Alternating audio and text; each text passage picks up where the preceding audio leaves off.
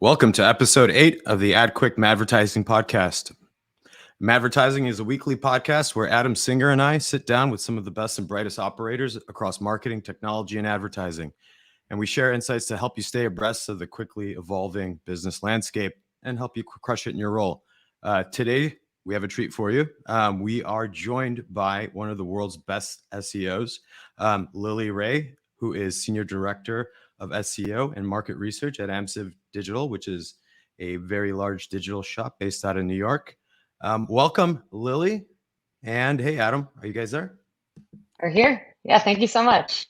Great to see you. How's everybody's holiday? It was good. Good. Yeah, enjoyable. Adam, did you rock your rusty brick yarmulke? You got it? You got it handy? I have that right here. I do have the rusty brick yarmulke. Yeah. Amazing. Amazing. How are you doing, Lily?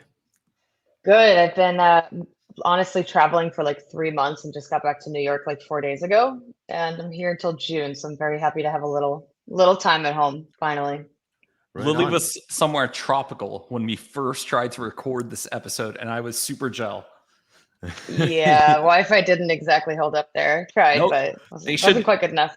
Every single tropical resort should throttle internet, so you're forced to go to the beach. It should be like part of their like ops. It's true. Yeah, actually. It can be distracting. Well, I'm glad the internet gods are working in our favor today, and hopefully we don't get any technical difficulties. If it's all right with y'all, I'd love to get started. Adam? Yeah, let's do it. Sure. Cool. So I was thinking we'd start with a little recap of SEO in 2022. Last year, we saw 2 core updates, one in May, one in September, and then a slew of other updates that were peppered in throughout the year, notably the helpful content update, the link spam update, and the EEAT update, which is what Lily speaks to very intelligently, and I hope to get some more insight from later on in this pod. But I think the biggest conversation for SEOs, for marketers right now, is what's going on with artificial intelligence and how it's impacting folks day to day. But maybe we could back out and kind of share how everybody was kind of interpreting it or understanding. So at the time that OpenAI announced ChatGPT, like there had already been a lot of discussion in the SEO space about AI content. You know, some of my like colleagues and everything have been playing with AI tools and even using like earlier versions of GPT for content creation. I was pretty skeptical at the time, honestly, just because I had seen a lot of the quality of the output of these tools, and I wasn't convinced that it was a good fit for a lot of the work that we do with our clients. But of course, ChatGPT kind of changed the game. I think it was a really big surprise to everyone, including Google, like how high quality the content can be in many cases and how functional this thing can be for a lot of different purposes. So, you know, I wasn't expecting to spend 2023 like talking about AI. Like I already had a lot of conferences planned for this year and knew what I was going to talk about, and that completely changed over the last several months. So it's all happening really quickly. But you know, to your point earlier, like there's a lot more happening in the SEO space than just AI. So in 2022, there were all kinds of big significant changes to Google, which we can talk about. But I think what's interesting about that is it almost seems like Google anticipated a lot of this kind of happening, like a lot of this automation. So I think that led to some of the big algorithm changes that we saw last year. And so, I mean, we compete with a lot with older companies in the SERPs, ones that are billion-dollar market caps. Can you tell us a little bit about for those just who aren't keeping abreast of all the latest and greatest in SEO? Can you tell us about that extra E that got added to the EAT framework? Yeah, definitely. So that happened in December of 2022. It stands for experience. And Google also kind of repositioned this EEAT framework. So they put trust at the center, and they say that different levels of experience, authoritativeness, or expertise can lend themselves to the user trusting the site more or the content creator more. So, you know, previously we just had EAT, expertise, authority, and trust. They added experience. And really the main thing to focus on with experience is that there's situations where firsthand experience can lend themselves to having a very, very high quality content. And the example that they gave is like, you know, previously with EAT, we would think that content that talks about like cancer treatment or heart attacks or something like that would need a doctor, like to have oversight over that content, or somebody with a lot of expertise. Where experience comes in is that sometimes users are looking for firsthand experience with something. So if you're a cancer survivor or a heart attack survivor or something, maybe you wrote a blog post or maybe you contribute to a forum, and that's okay. That's sufficient to, meet the user's expectations. It's high quality content because people want this firsthand experience. So if you look at a lot of what Google was doing with algorithm updates in 2022, it wasn't a big surprise that they started to consider experience as a very important factor. But it really depends on the nature of the content. Like for certain content, you need expertise, but for other types of content, first-hand experience is sufficient. And so a lot of folks are now like thinking about, okay, well, let's say they have that experience, that expertise. Are they, what are the best practices on the use of AI to help you generate content? Should you be doing it? What's some of the advice that you give SEOs and some of your clients when thinking about content creation? Yeah, I mean, it's a pretty controversial question right now with a lot of different perspectives. My team and I at Amsive Digital, we're very focused on EEAT and high quality content. We deal with a lot of sites that have very sensitive information, like healthcare clients, insurance, financial, news, like this type of thing that Google's very, very critical about the quality of the content. So to produce content using AI tools and to take any risks with the content quality or accuracy, we can't really do that with our clients. So at the moment, we aren't necessarily using the tools for content production. There's some exceptions to that. There's certain things like, I don't know, like e-commerce product descriptions or meta descriptions or things where it's less important, or it's harder for the tools to get it wrong. It's kind of just simple content. But we're using the tools a lot for improving efficiency and just kind of speeding up processes that we do. So it's completely it depends on your risk tolerance, the type of content you're dealing with. I know plenty of SEOs are using GPT at this point to just create content. Hopefully they're editing it. But again, it just depends. We are a company that deals with lots of sites that get affected by algorithm updates, so we don't like to take a lot of big risks. Can I ask a follow-up question? Do you foresee a future wherein, say, I'm one of those big, health insurance or finance or companies under regulatory, or even just a company where it's they're big enough to have their own voice, language, nomenclature, that they'll have their own LLM that they're using for, content generation? And do you foresee that being a thing that happens versus just the blank slate of the huge, massive LLMs?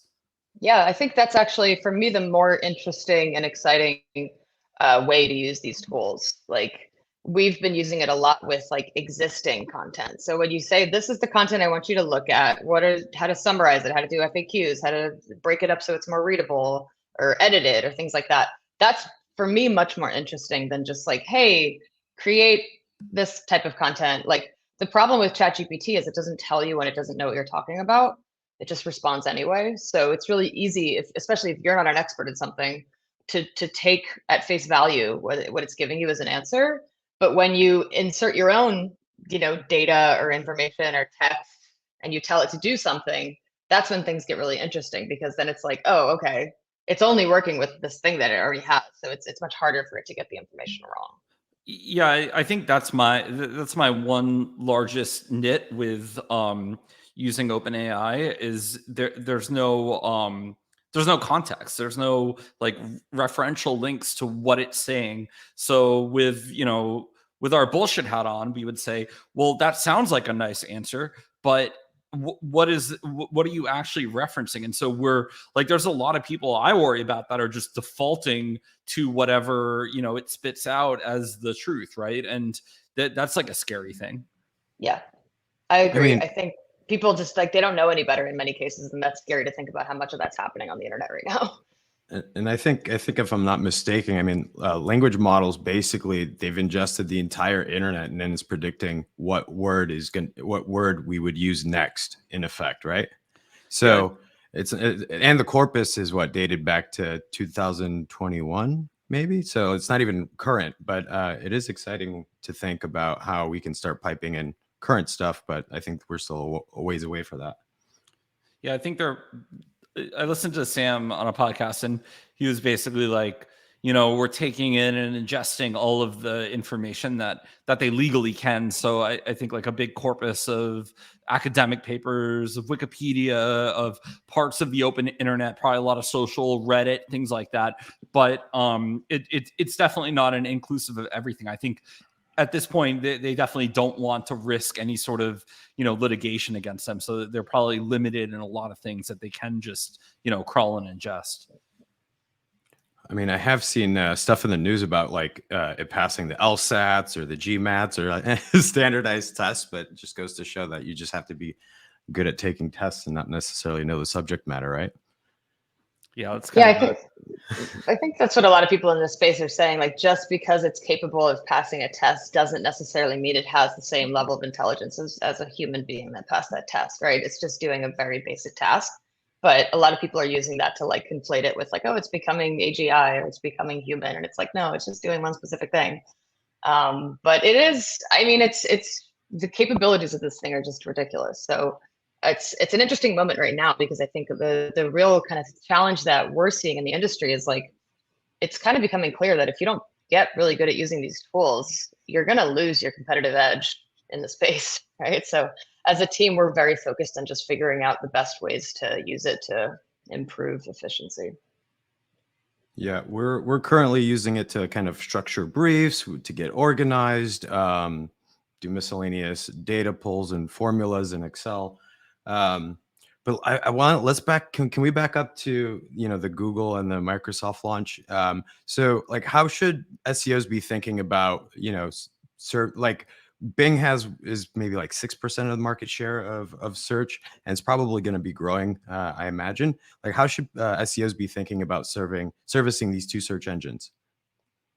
Yeah, so the Bing one is pretty interesting and also pretty exciting for us in the SEO space, because it's been a very long time that like search has been kind of synonymous with Google in the US. Like, I find myself just saying Google something as opposed to search for something. I've had to correct myself a few times recently because I'm like talking with Bing. I'm like, wait, sorry, it's not just Google, it's like search, right? Because it's been such a small percentage of our clients' market share. To your point, it's usually somewhere like 4 to 6% of the organic traffic that we get.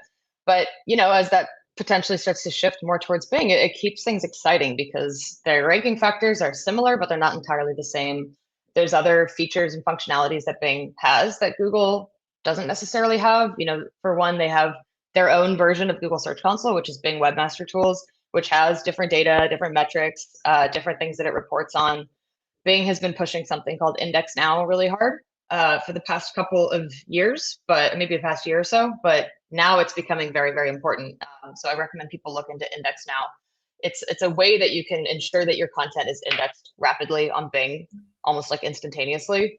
And the cool thing about it is that now that Bing Chat exists and Bing Chat can pull from the live search results, if you index your content with Index Now and Bing picks up on it quickly, you have the potential to show up in Bing Chat within like minutes or hours. So that's going to be an interesting thing for a lot of sites to pay attention to.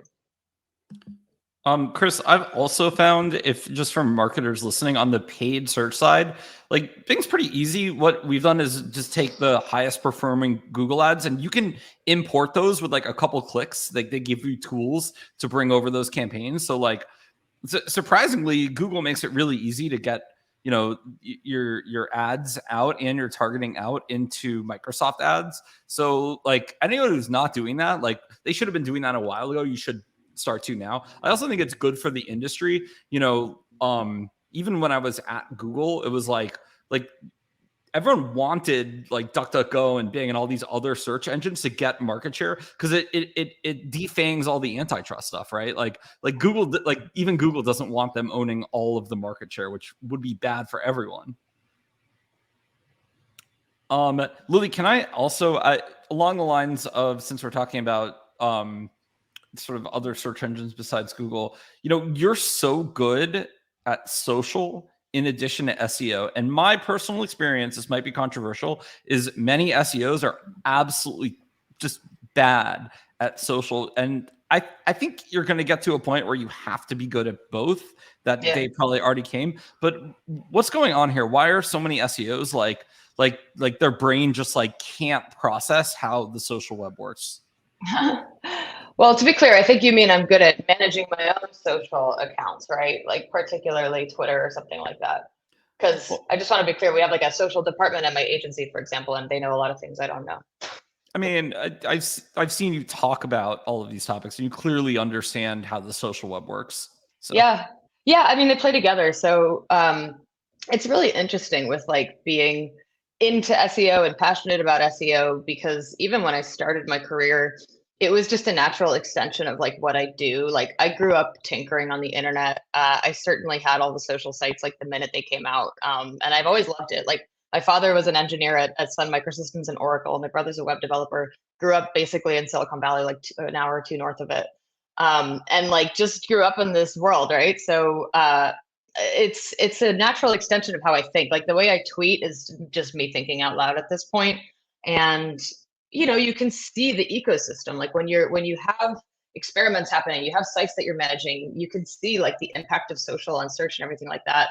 And like there's also a benefit to doing a lot of kind of like personal branding within SEO and within all kinds of digital marketing industries. Like having being able to say to someone, I'm an SEO, and you can just Google my name, kind of like gives you a seal of approval that you know what you're doing. I think like a lot of SEOs, I don't know, we have a lot of people on my team, for example, we're a 30 plus person SEO team.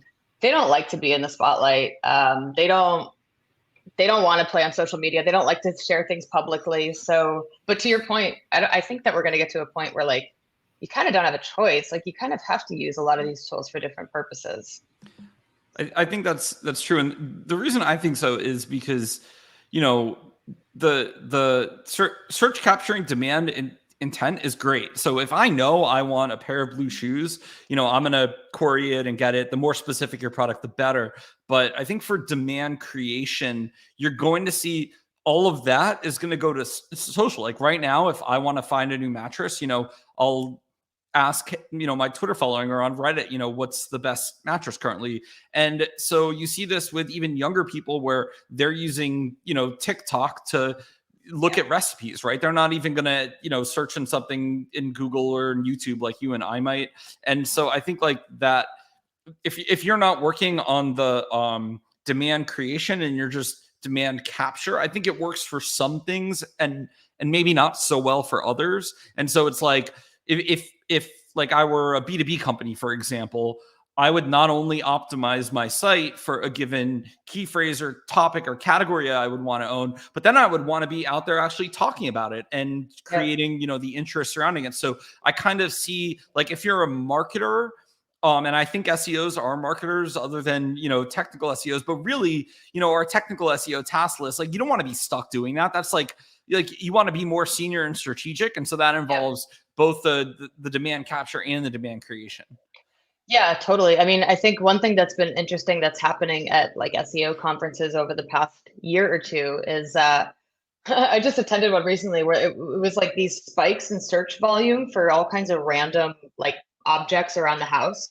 And the guy was like, does anyone know why this thing spiked in September? Does anyone know why this brand spiked? And everyone's sitting in the audience like, God, I have no idea. And I'm like, it's TikTok. Hello, TikTok. The answer is always TikTok. Like, are you guys even paying attention? Like, not to say I'm necessarily in there all day, but like, you have to be paying attention to the ecosystem of what's happening on all these different tools.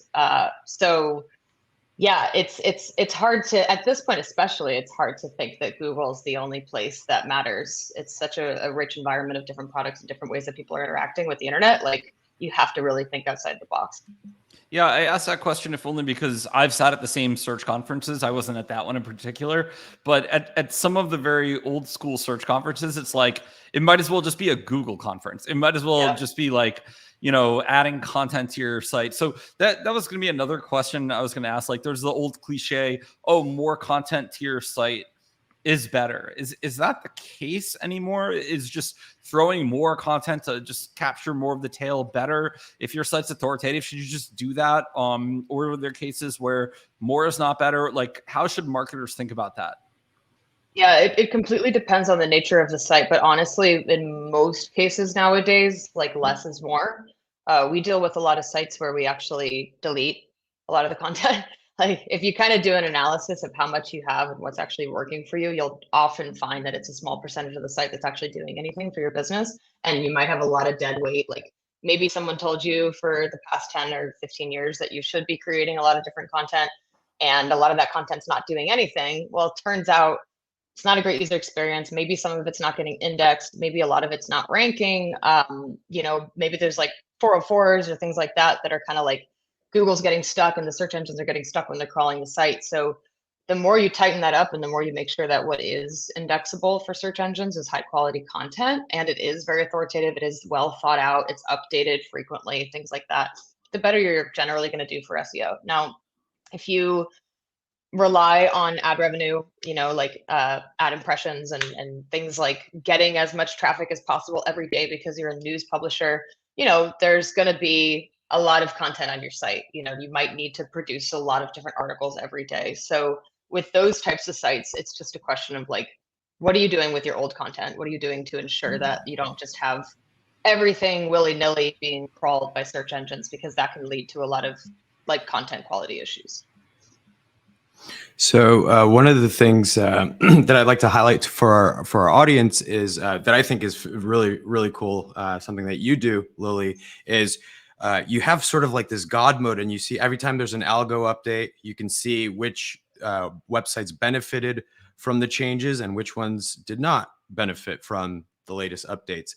And given that Google isn't the only game in town, have you witnessed firsthand or heard any stories about, people shifting their strategies towards discovery and search after perhaps they've, encountered one of these less than ideal core or updates to their business? Yeah, definitely. Unfortunately, core updates are often the thing that makes people pay attention to SEO or pay attention to it more. We always want brands and clients, not just for like selfish reasons because we're an agency, but like it's actually better for everyone if you invest in SEO from the beginning and you do things properly from the beginning. Unfortunately, there's a lot of bad information, bad advice in our industry. So people end up in situations where they thought they were doing things well, or maybe they weren't paying attention, and then they get affected by an algorithm update.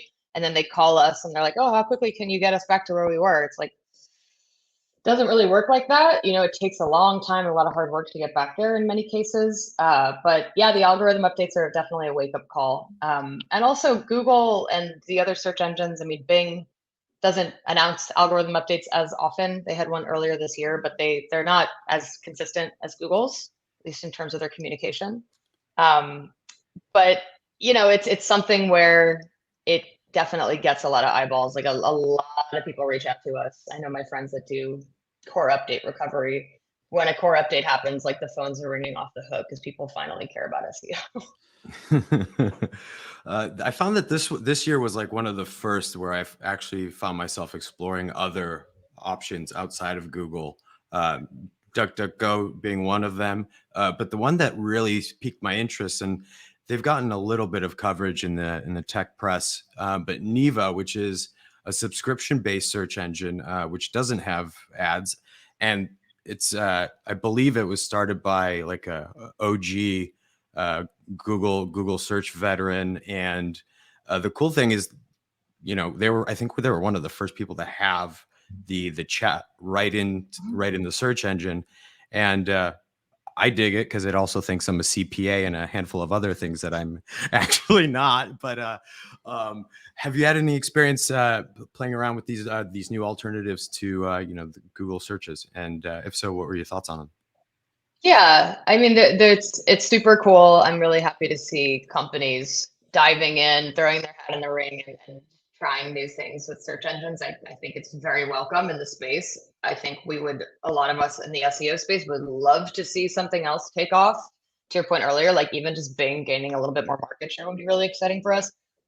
Unfortunately, due to the nature of my work, I don't have a lot of time to like change my default search engine to Neeva for a week. You know what I mean? Like everything that I'm doing on Google is relevant, including my own personal searches that I do day and night. I'm always noticing something new and different. And like, unfortunately with SEO, you can't really turn your brain off that way. But you know what Neva's doing, what like you.com is doing, they had the chatbots in search 2 months ago, which is pretty cool. So they're able to innovate more quickly. And I know a lot of them have different like ethical motivations for starting their search engines, which is really cool. We have someone on my team who's very concerned about privacy. So I know he uses DuckDuckGo in his own, searches. But me personally, just for better for worse, just because of the nature of what I do, I'm pretty stuck to Google at this point. Google is kind of like, if you're not an SEO and you're listening to this, you can imagine for the SEO sector, Google is kind of like the Fed. And so, when the Fed changes interest rates, all of the, investors have to do different things and change their portfolios and whatnot. And SEOs kind of have to follow, Google. And if they're changing different rules, and it's kind of a crazy parallel, because I just worked in fintech for a while and I was out of watching all of the marketers follow search, and I'm like, it's kind of similar, right?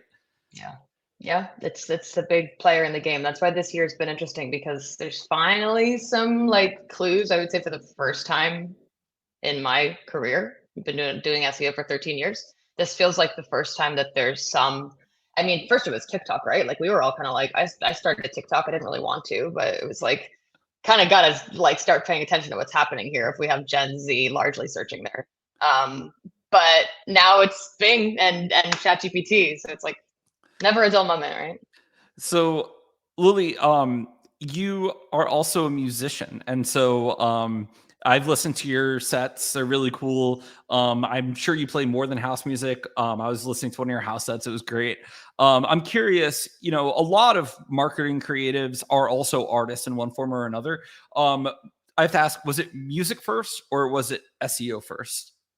It was definitely music first. I have pictures of me at a drum circle when I was 6, like dancing around at my first ever drum circle in California. And that was actually the day that I was like, I'm going to be a drummer for the rest of my life, which is true. I'm still a drummer. And I played in rock bands when I was like 13 through like 20, very consistently, like played a lot of gigs. I got signed to labels, did some tours and things like that. Switched to DJing maybe 10 years ago.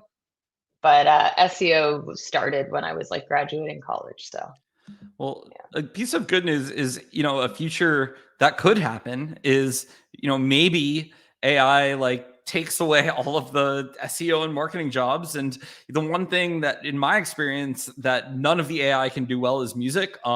Other people, nerds who don't make music and aren't into music, are like, oh, it can already do that. I'm like, no, it's terrible. The nuance and the dynamic range isn't there. It's not doing anything interesting. It's like it's too complex of a thing, I think, for AI to create.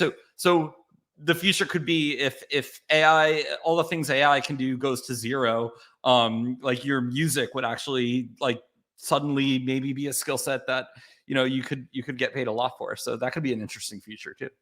Yeah, I mean, it's like, I don't know about you guys, but I'm all day, every day these days, I'm just like wondering how this is all going to play out. Like so many people have so many predictions, and I think it's just truly impossible to know what's going to happen. I love the idea that maybe like having a creative job, or maybe even like a job in fitness or something like that, is a much more coveted job in 10 years as opposed to just doing this computer stuff that we all do. But I don't know. I'm not super convinced that SEO will be irrelevant anytime soon. But then again, who knows? It's just, I see so many different perspectives in our industry. It's really hard to say what's going to happen.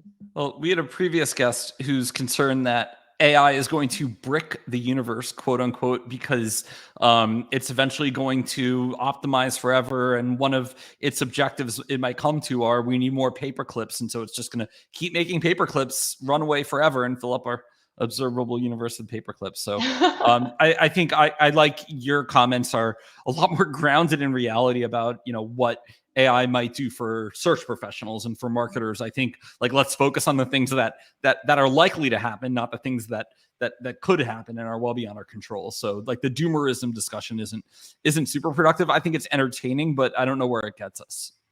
Yeah, and that's one of the problems with places like Twitter. Like it's very easy to get sucked into like fear, and doom scrolling and all that stuff. I find myself doing that a lot. Twitter's wonderful for so many reasons, and it's great for networking. It's great for the SEO industry, but the algorithm tends to show a lot of that type of content especially lately. So it's really easy to get sucked into some of these ideas. But it's like, guys, have you talked to a random person about ChatGPT? Because most of them still have absolutely no idea what it is, you know? Has anybody showed their families like how it works yet? Yeah. Maybe around the holidays or something? I actually literally did 2 days ago. So I was at Passover with my grandma. She's 95. And I was determined to show her ChatGPT. I like, normally when it comes to internet stuff, she's like, I can't, like, I can't, I don't want to, like Facebook or whatever. She's like, I don't like it. Right. So I was like, Grandma, you're really going to like this one. It's not going to confuse you. It's really cool. And then I kind of explained what it was in very basic terms. And I was like, so like, come up with a question about anything you want to know. And she asked me some questions. She's Jewish. So she was asking, what is God and what is Buddhism and all these things. And it gave really great answers. And then she goes, can it respond in Yiddish? And I was like, hey, can you respond in Yiddish? And it did it. And she was like, her mind was blown. She goes, now I've seen everything. I was like, this Incredible. is amazing. Yeah.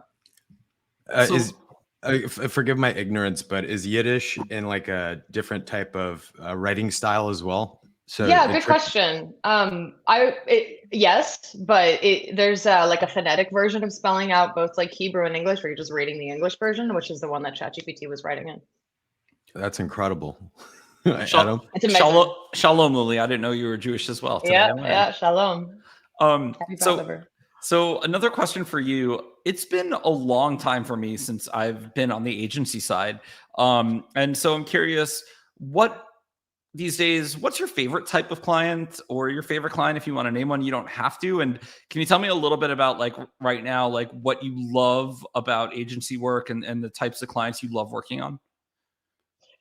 Yeah, I've been in the agency world for like, I guess, maybe 12 years now, and just have had so many different clients. It's actually getting to a point now where, I walk down the street and I see my former clients everywhere, and then like an app appears on my phone. That's my client. This and like walking down the street with a friend. I'm like, oh, that's my client. Oh, you work with my client. Like, it's so many clients at this point. So it's really hard to say what the favorites are. Like, I don't have a favorite industry necessarily. I did a lot of e-commerce for a very long time, which it's more about the relationship with the client. That's the most fun part. Like the sites that are excited about SEO and make it a big part of their marketing teams and really care and understand how it works and want to get things done.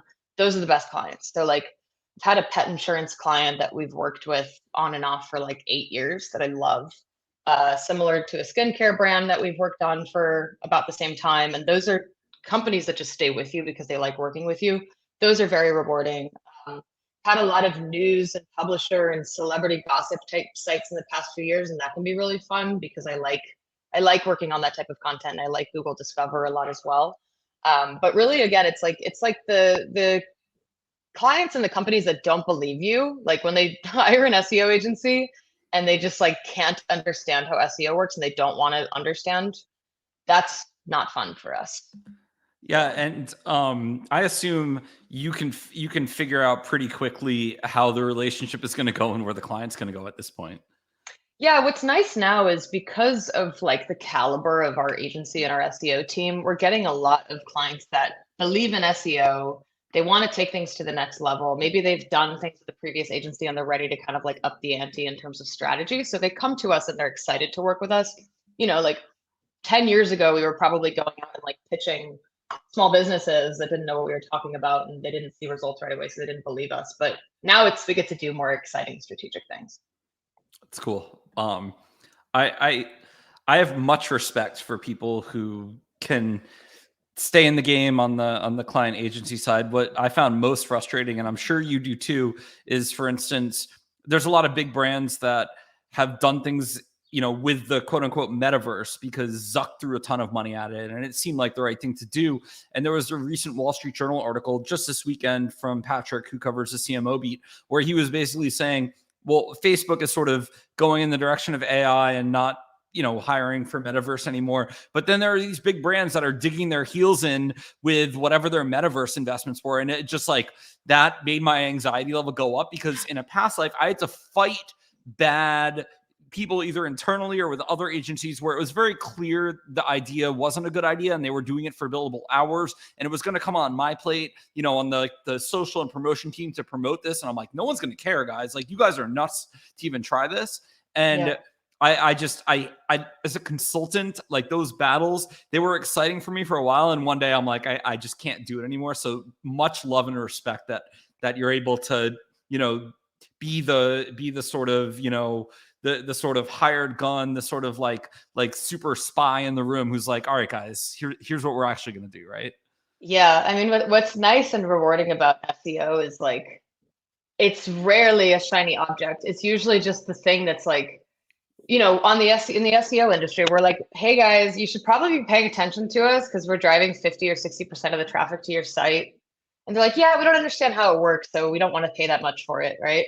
And then they get hit by an algorithm update or something happens where they do a site migration and they break everything. And then they're like, wait, what happened? We're like, hey, are you ready to do SEO now? So like if people had just like gave it the importance that it deserves a long time ago, they'd be in a much better place. But we're always there. We're the backbone. We help companies through so many different situations, but it's very rewarding because unlike social where you have these kind of big trends that like come and go, with SEO, it's just like keep turning away kind of at the same thing, Yeah, I think for social and for like PR, it's more, it's more thinking in bets. Like, you make a bunch of bets on cool creative ideas while you build your community. But it's like what my frustration on the agency side was, a lot of people who wanted to make certain bets like weren't even active on the sites where it was clear they would need that groundswell and that support. And it was just like, the HIPPO, the highest paid person's opinion, which we all know that acronym from analytics land.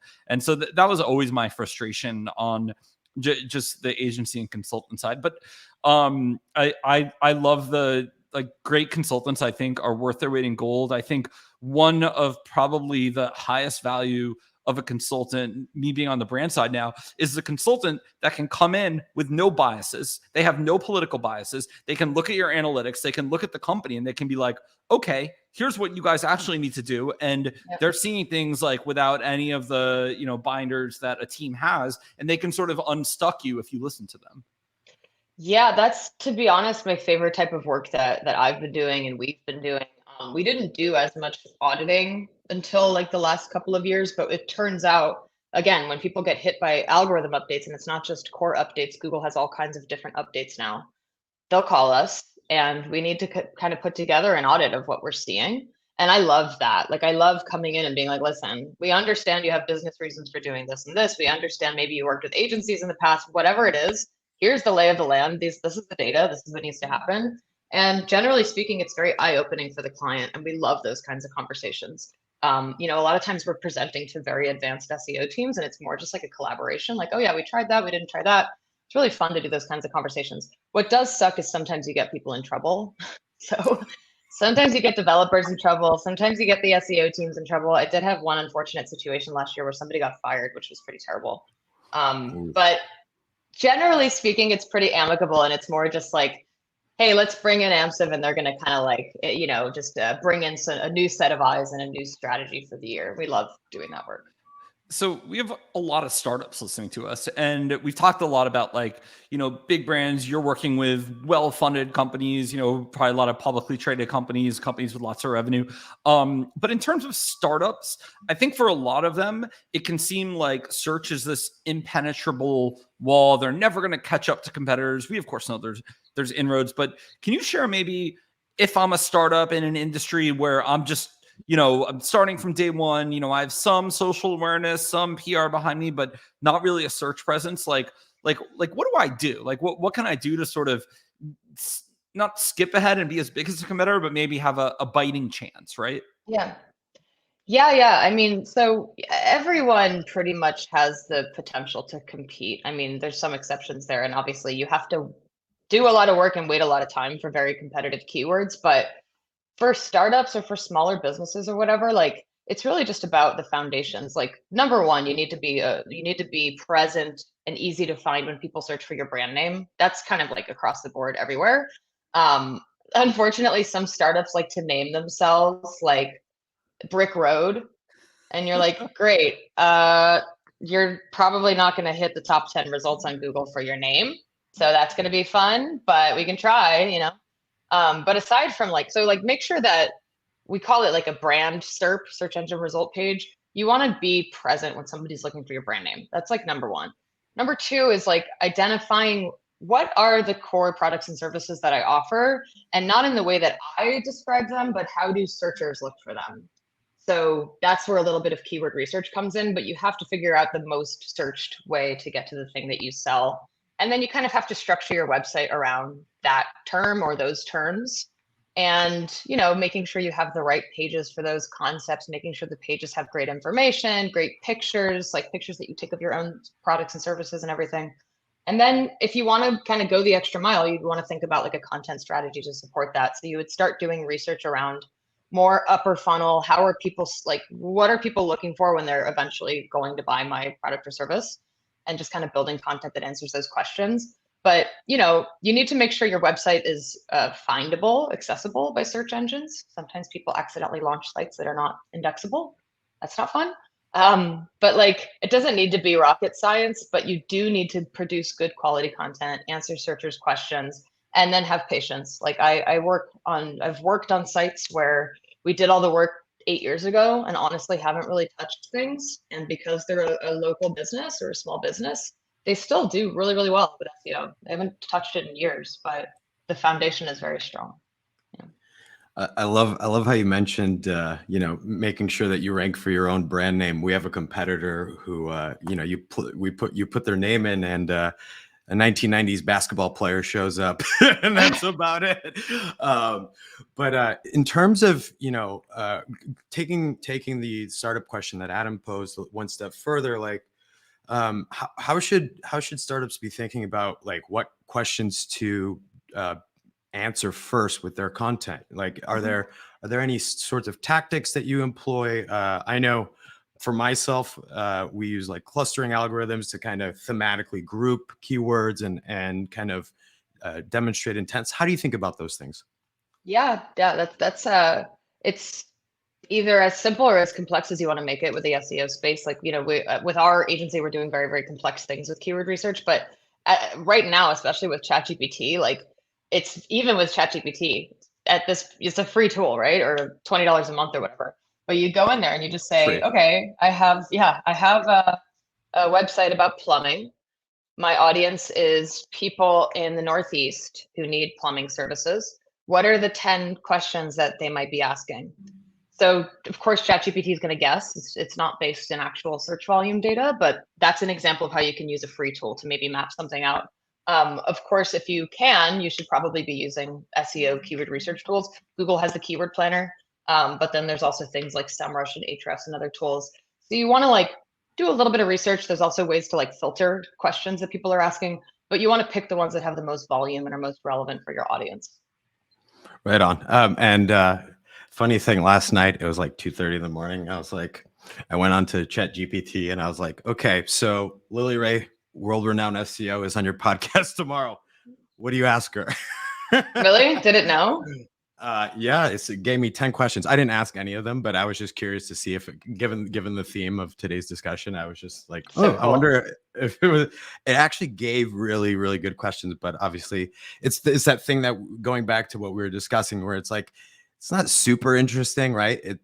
It's still missing something. It's kind of, how did you describe it? It's not plain vanilla, but it's just kind of meh. And sometimes it's a little off. Sometimes it's wait, that's not how things work.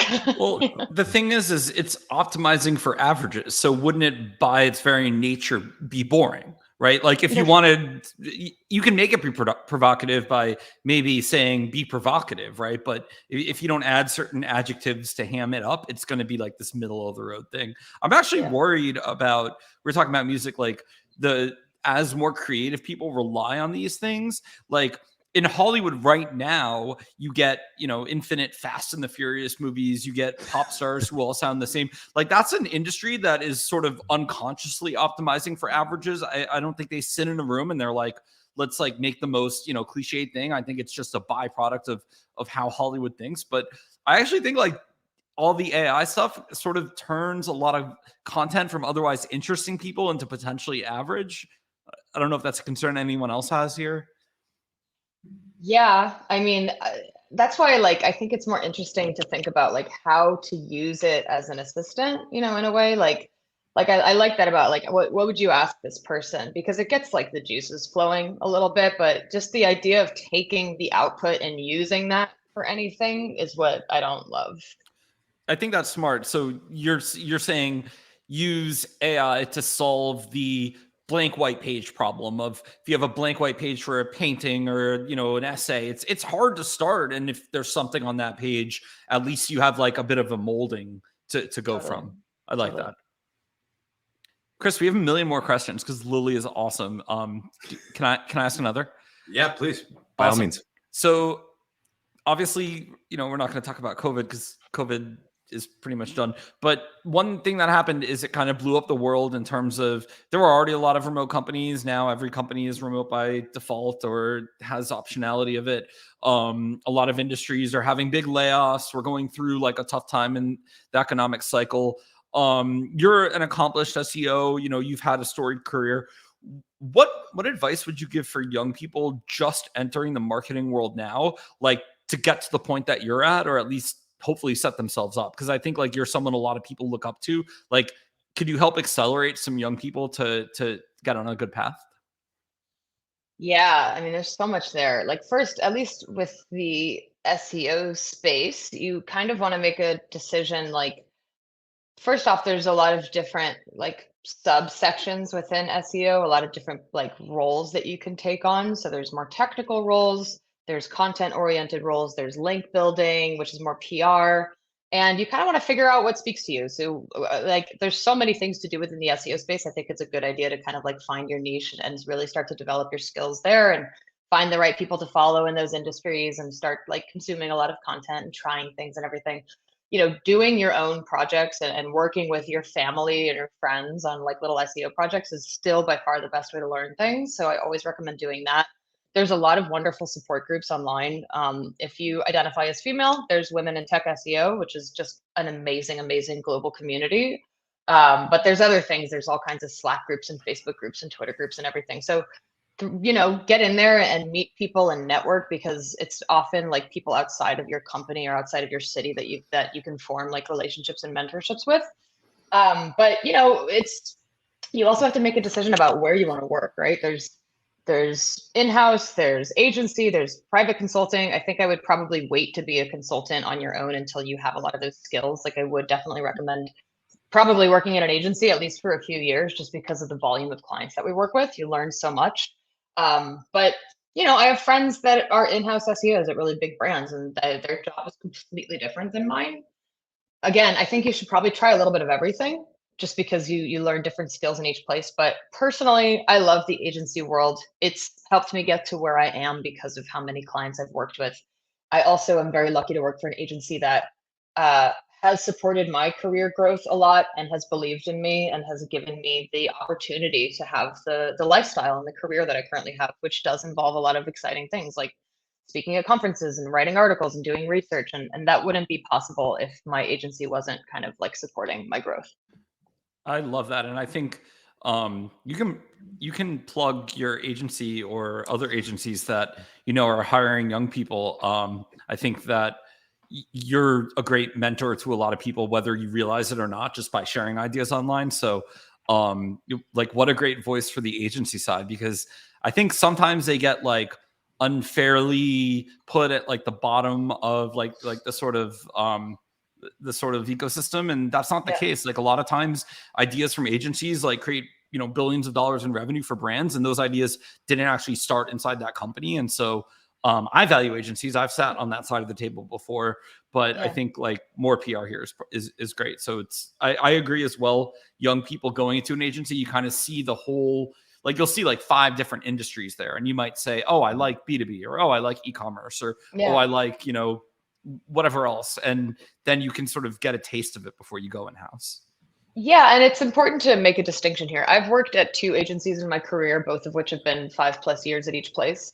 And they happen to have been very, very small agencies when I joined that grew a lot, both got acquired, now are kind of medium to large agencies. So my experience is different than I think like an average agency experience. It's important to do your due diligence when you're applying for jobs and to look at what the quality of life is like. Sometimes companies will tell you, I know Adam, like you feel the same way, but it's like, if you have a ping pong table and a dartboard, it's going to be a great place to work, which it's not how it works. You want to like really pay attention to the quality of life and how people feel about working there. So luckily my agency and the one before have both been incredibly supportive, wonderful places to work. It's awesome. Do we wrap? We can ask a few more questions. In terms of SEOs, you mentioned link building, and I have to be honest, because I've had a marketing blog for like 10 years. I get the same emails today that I got from like 10 years ago for people asking me for links, clear SEO spam. And I guess, why does that continue? Like, doesn't everyone in the SEO industry know that anyone who's emailing you, selling, like offering links or whatnot, are probably going to be low quality links? Or are there actually people that are still like running the really, really old link spam playbook? And I don't know. It feels like this legacy artifact of like, the original days of SEO where there was a ton of black hat behind the scenes and you used to be able to buy a bunch of cheap links. And now it's like Google sort of knows not to count those. And are we stuck a little bit? How is this continuing to persist? Yeah, I don't know if you see me tweet about this, but it's like the bane of my existence. It's quite honestly the bane of my existence. I started my SEO career before what we call the Penguin update, which was the first time that Google really cracked down on paid links. And guess what? Link building worked. To your point, buying shady links worked really well. In fact, you needed to do it in most cases to be competitive. I didn't know. I was pretty young. I didn't know that what I was doing was so against Google's guidelines. I just thought like this is what everyone's doing, right? So you have to do it. And it worked. It worked really, really well until it didn't. So Penguin happened and the company that I worked for lost everything. We got a manual action and just like lost all of our SEO visibility. I remember printing out all the places that I bought links from as paper and manually going through them one by one to like start documenting like what I needed to do to recover, and ended up just like quitting that job. But since then, that's when I joined the agency world, and I was like, I will never do that again. Like it was so devastating for that brand. That was one company. I'll never ever do that again. I never want to put a company in that situation because people legitimately were worried about their jobs. So I don't want to do that. There's still an enormous black hat community. There's still an enormous link building community. And unfortunately, a lot of the old thinking around this stuff continues to circulate all around the world. It seems like more so recently for some reason. Like I'm getting more of these kinds of emails now. I think that there's still many types of link strategies that do work, and there's still many people trying to exploit it, especially in non-US countries. And it works. It can make you a lot of money. So it continues to happen. But what happens is Google continues to get smarter. Google continues to catch on to these tactics, and they get basically penalized. So we had the link spam update in December, and you see tons of sites that are like, oh, I don't deserve this. I'm like, yeah, you kind of do. Like you knew what the rules were and you kept doing it anyway. And just because Google got smarter, you shouldn't have done those things in the first place. So we don't buy links for our clients. There's other ways to earn links, but unfortunately, there's a lot of people with a lot of bad information out there still. Yeah, I was. I think when that update was coming, one of the folks in our space, like you could clearly tell that they had just purchased a fresh batch of like 400,000 links, and then yeah. For those not watching, I just made a hand gesture of something plummeting to its death. But yeah, I think safety. I mean, you start to see this, Adam. You start to see this when people's bread and butter channels getting a little too expensive, and then people default to the things that are a little bit more cost effective. So you see a lot of people doing email, going back to SEO and link building, but ultimately, you should probably play by the rules, which you don't hear me saying too often. Yeah, it's like, breaking some rules are dumb. Some rules you can be broken. It's just not worth it if you have the thing that messes with my brain is when people who have a good brand and clearly don't need, to spam me asking for something. Like they literally could just like go about it in a different way. And I would say yes. And the fact that they spam me and, interrupt my time, I'm like, you guys are just lazy. Like it's not that hard. You could do something else, but Yeah. all right. Well, this was awesome, Lily. Chris, do you have any final questions to wrap? No. I think this is a good stopping point. Adam, do you want to close us out?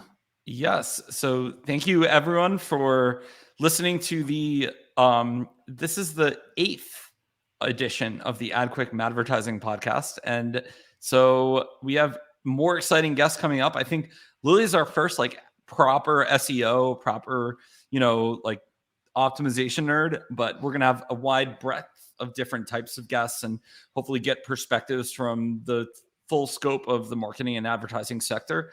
Thank you again for your time today. Lily, do you want to promote anything? Do you have new book, new blog? Where can people find you? Yeah, you can Google my name, which is fun. Kind of all the social platforms. I'm usually Lily Ray or Lily Ray NYC. I have my website, lilyray.nyc. And I am luckily in New York for a little while, just doing some research. I'll probably be publishing some things around probably AI content as well as Google Discover. And then in June, I'll be doing 4 talks in Europe. If you happen to be in Europe, I'll be coming there again. Nice. Where in Europe are you going? This trip is going to be Germany, Paris, southern Spain, and what's the last one? Rome. Yeah, Rome. Oh, bummer. I'm going to be in Poland and Austria, but I guess I might have to boogie on over. Yeah, you should come. Thank you again for joining us. Incredible to have your wisdom on the pod. We're all smarter for it. So thank you. Yeah, thanks for having me. And then everybody, be well. Thanks for listening. And if you like what you heard, pound the subscribe button. I wouldn't be a proper podcast host unless I said that. But thanks again, and stay tuned for the next one.